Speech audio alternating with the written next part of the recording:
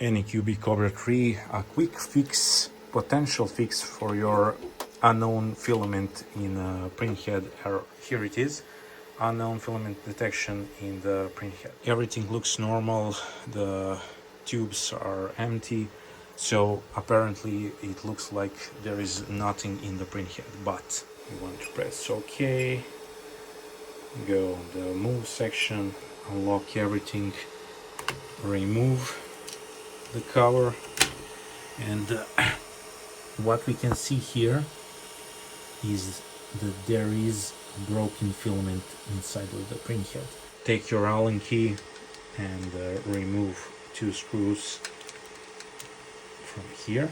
When you remove the screws, try not to lose them, and here it is. What? Did you see that? Apparently the filament got broken and stuck like this, triggering the filament detection sensor that there is a filament in the printhead, which was a good thing, because if it didn't, it would push another filament inside and make the mess. So after removing this, we are probably fixed the error, but if the filament got broke and you are unable to take it out, you can use something like this and put the temperature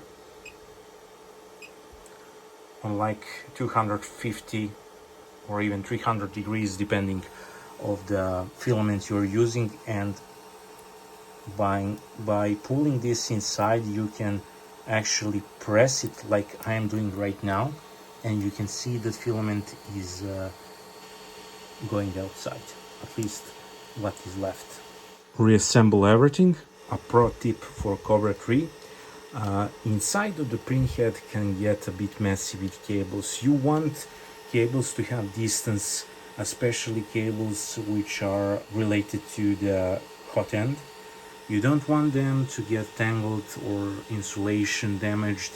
So you really want to take care when you assemble everything up that there is nothing squished inside of it with clips or something like that. That's why you get a printhead in fire. Then thank me later. The moment of truth, we want to extrude the brown color.